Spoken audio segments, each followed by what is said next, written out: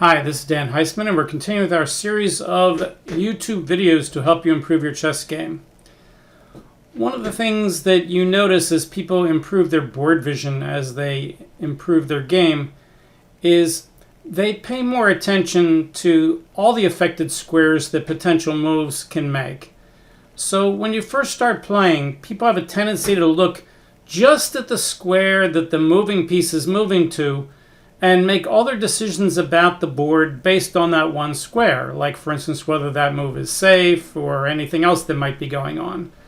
But one move can affect the board in many ways, and in fact all the squares might be pertinent. For instance, suppose someone attacks your queen on a square and on the next move you check them and they get out of check. Does that mean your queen is no longer attacked even though their last move was to get out of check? No, it was left over from the previous move. So these leftover issues could be on any square of the board. So if there are leftover issues on a square, you can't ignore it just because the move that was just made doesn't affect that square. So considering that leftover moves could be on any square of the board, leftover issues could be on any square of the board, you have to take into account all the squares. Now, if you know where all the leftover issues are, then the number of squares does go down, but it's not just the square a piece moved to. In fact, I wrote an article for chess.com a few years ago where I listed all the ways a move could affect the board. So for instance, I said, all right, yes, it's whether it's safe on the square where it goes to is one of the effects, but how about all the squares it's now attacking? How about all the squares it's no longer defending? How about all the squares it's now blocking that your other pieces could move to? How about all the squares it's now blocking that the opponent's pieces could move to? How about all the discoveries it makes for your pieces?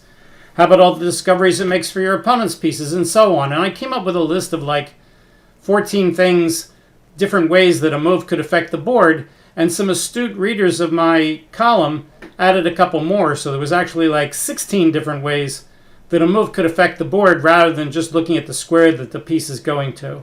So I thought in today's video we'd take a look at some of these issues, and I picked out a couple of sample positions where this kind of thing can occur.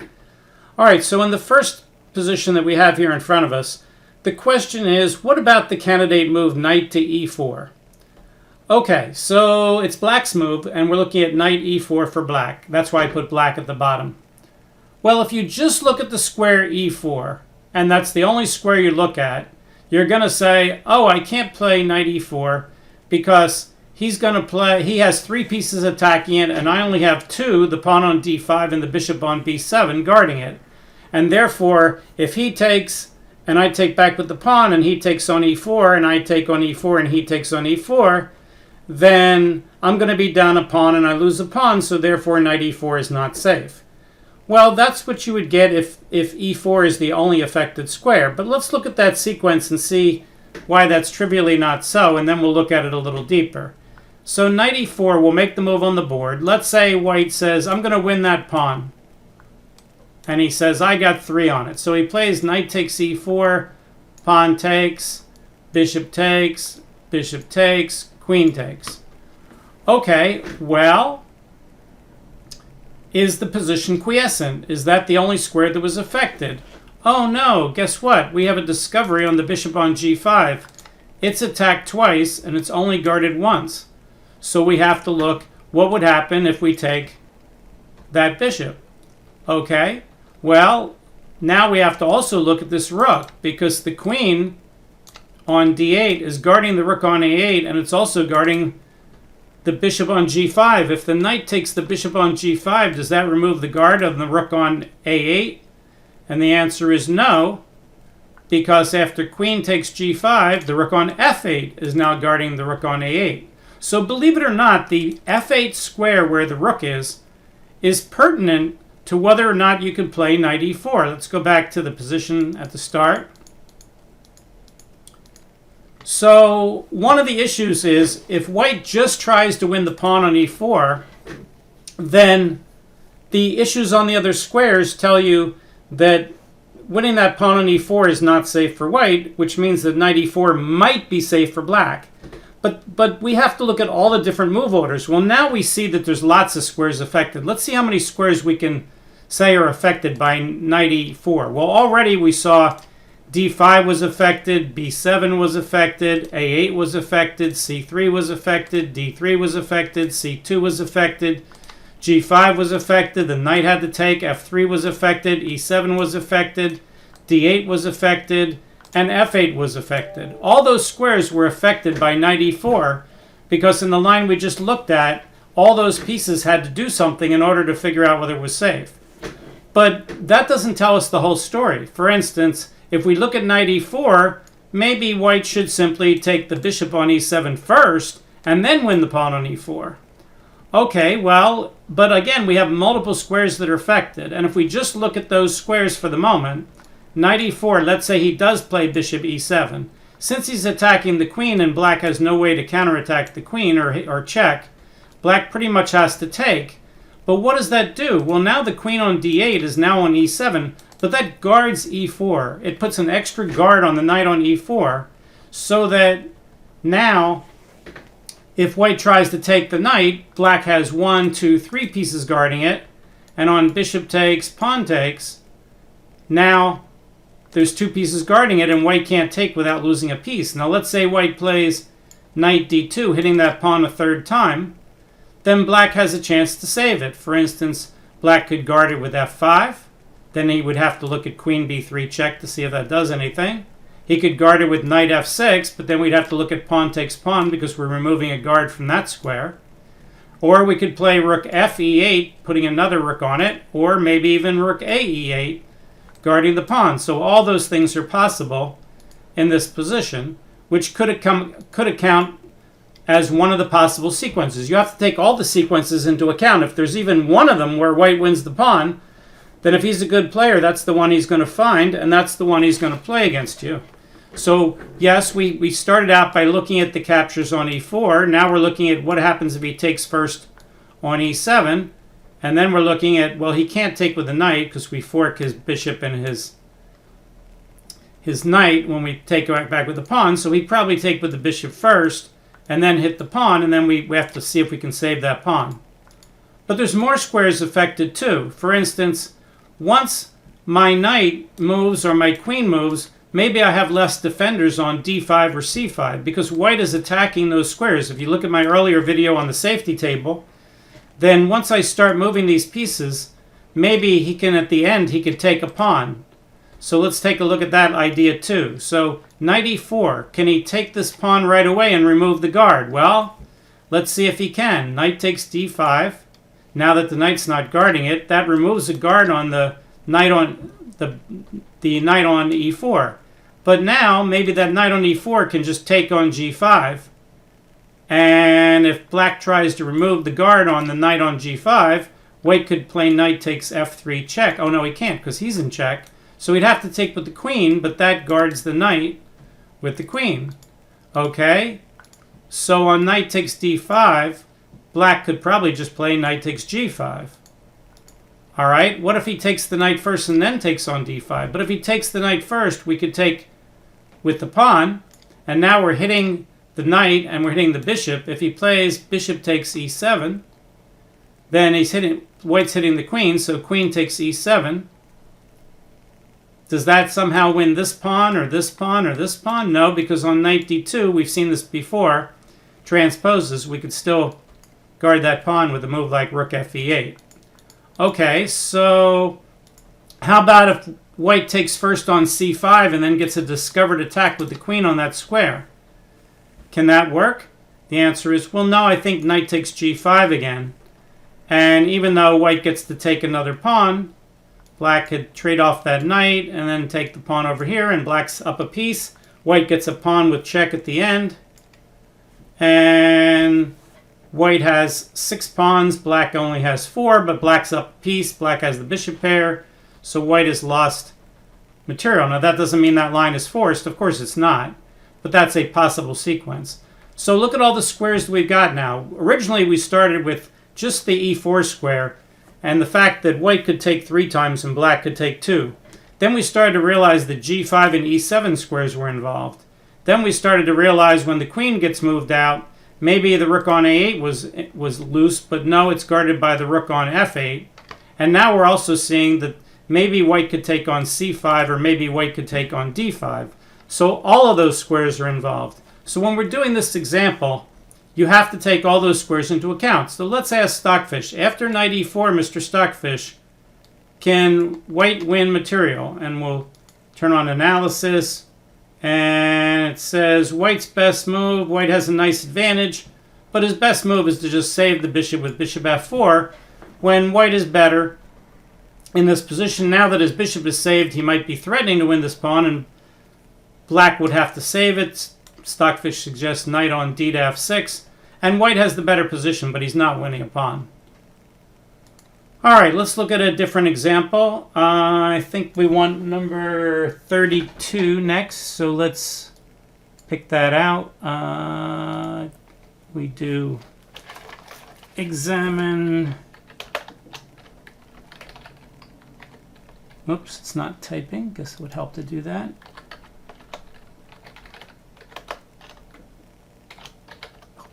Okay, so now we have another question.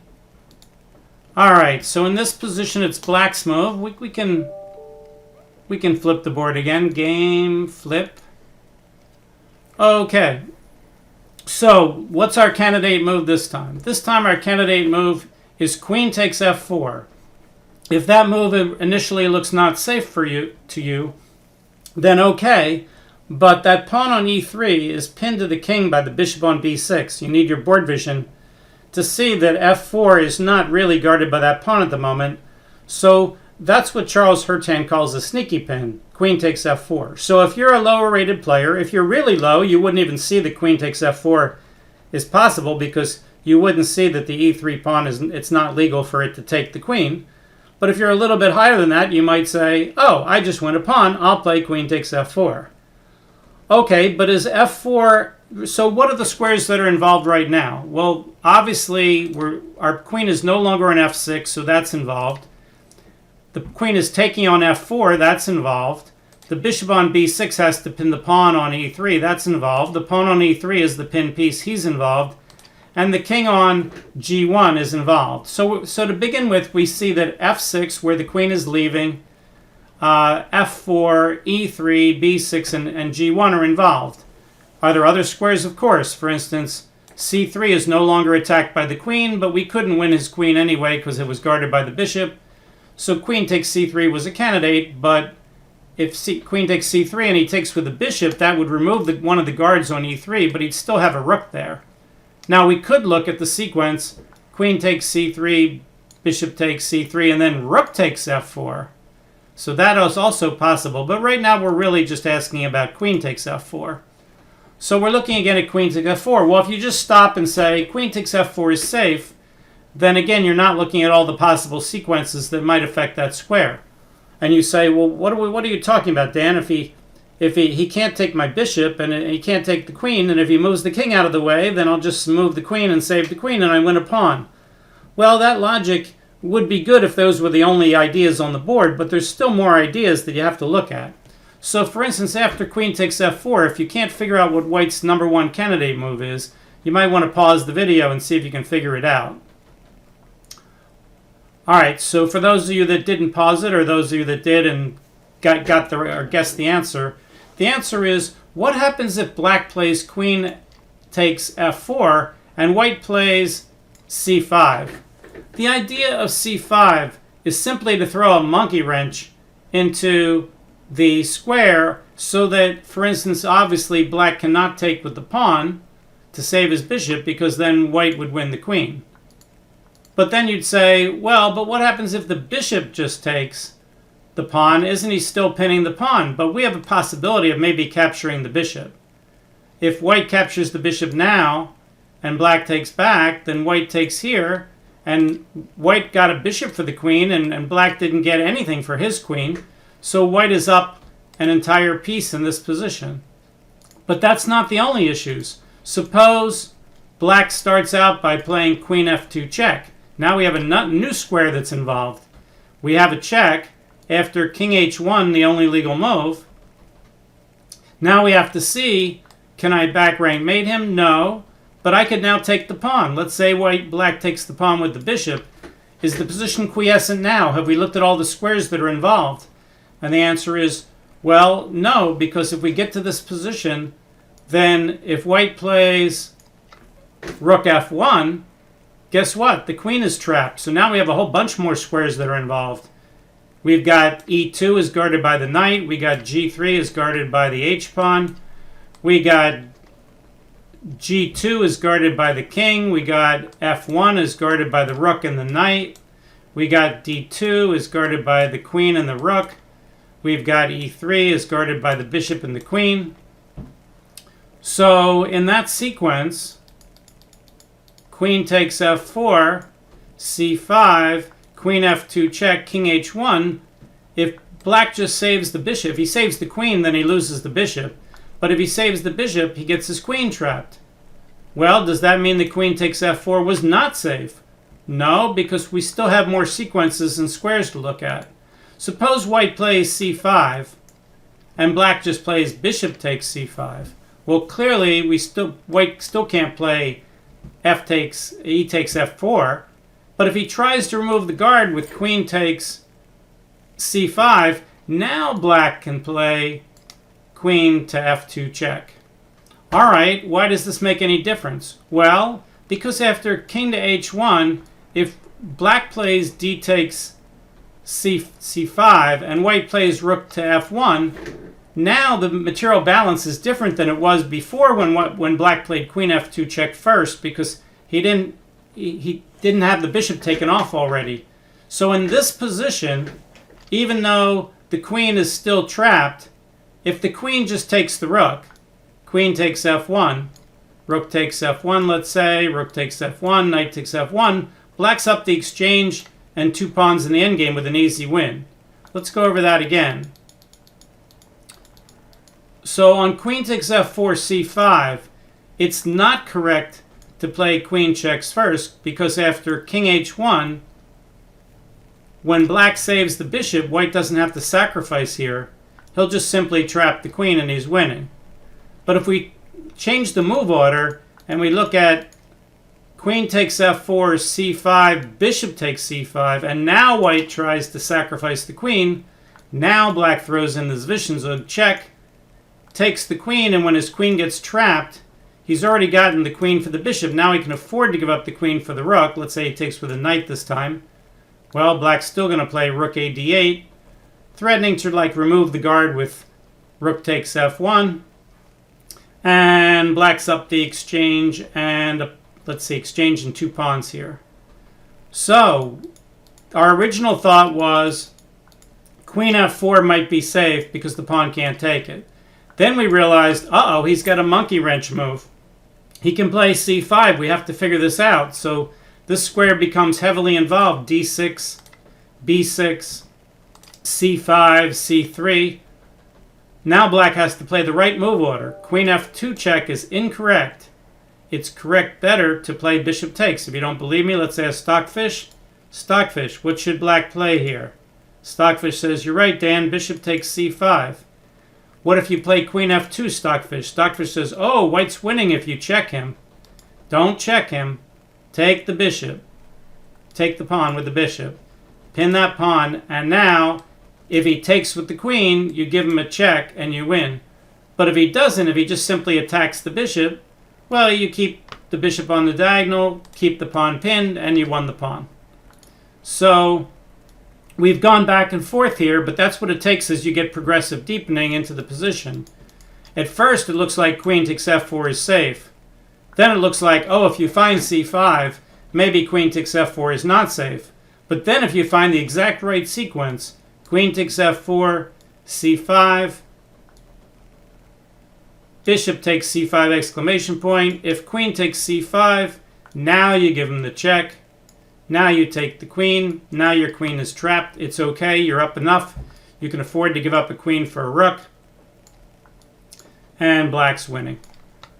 Okay, so we had lots and lots and lots of squares involved. So at first, it looks like queen takes f4. That's no good. A pawn can take it. Then you realize the b6 and the g1 squares are involved with the sneaky pin. And then you realize, he can't take me. But then there's more squares involved. F2 is heavily involved. C5 is heavily involved. All these squares are heavily involved with figuring out if queen takes F4 is safe. You can't just look at the square where the piece is going to. You can't just look at one square. You have to look at all the affected squares and try to put all the puzzles together to figure this out. The better you can put these puzzles together, the more you can logically look at all the move sequences and figure out what the permutations are and figure out if they're good for you, the better you are. That's why people say to me all the time, oh, I was playing this good player. He was a couple hundred points higher than me, and I hung in for 25 moves, and then all of a sudden I fell apart. Well, yeah, because the first 20, 25 moves, you're usually getting the pieces out, and you don't get as many of these kind of, issues where you get involved with multiple squares and you have to figure everything out. And that's when the better players start to shine, because they have better board vision, they have better tactical vision, they have better analysis skills. And you can't just hand wave a position like this and say queen takes F4 is safe or not safe. You have to analyze all the moves, because if you miss a move like C5 and it wins a piece, well, then you're going to lose a piece. But if you figure it out right and you say, oh, I have a move sequence where I can actually get away with this, well, then all so much the better. But you have to be able to figure all these things out. This is the heart of chess, doing these kind of things. All right, I had one last example. Let me stop the video for a second while I pull it up. All right, in this position, it's white's move, and the pawn on h6 is en prise. And the question is it safe for white to take it? Well, if you just look at the board and you look at the only square that you are going to focus on, which is h6, and you say, oh, I have a queen attacking that square and nothing's guarding it, then you'd say, all right, well, queen takes h6 is safe. It's en prise, it's attacked, it's not guarded, I'll just take it. Goodbye, Mr. Pawn.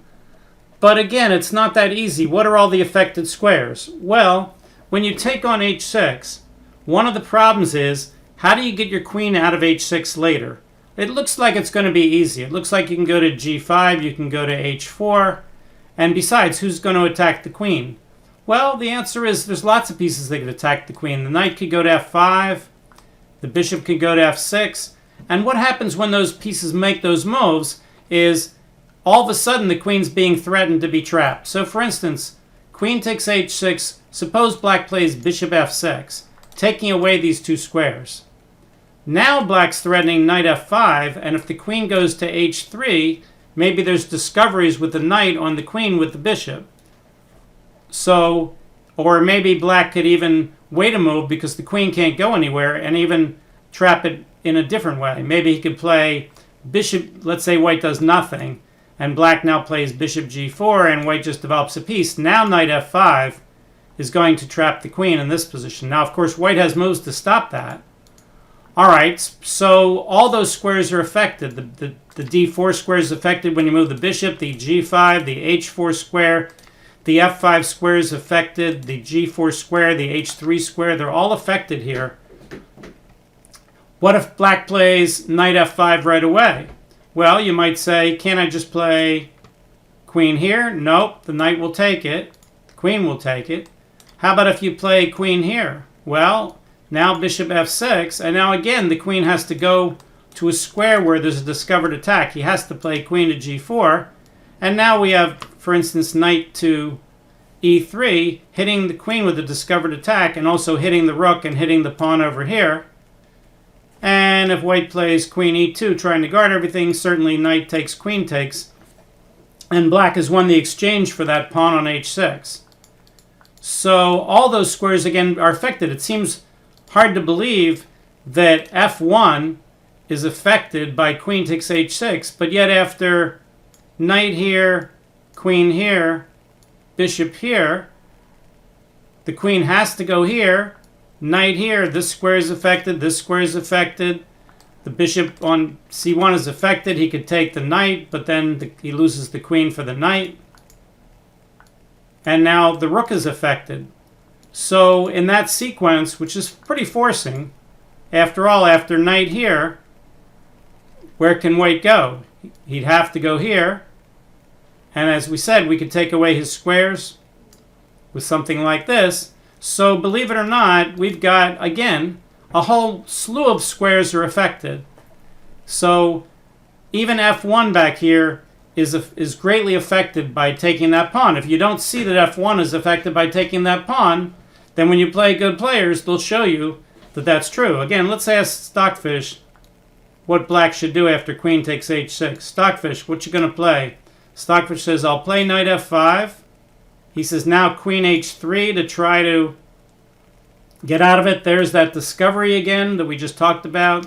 Same issue. This time the bishop's guarding the knight. The knight goes there. He tries to save.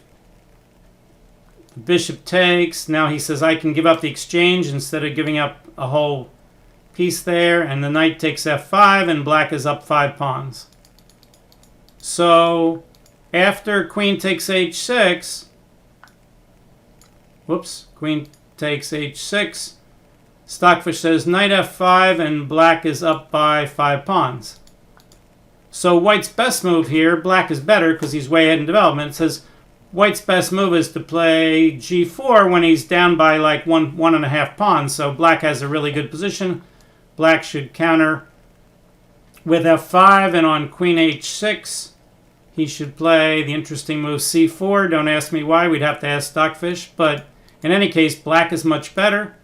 But queen takes h6 is a blunder. And again, you can't just look at the square where you're taking.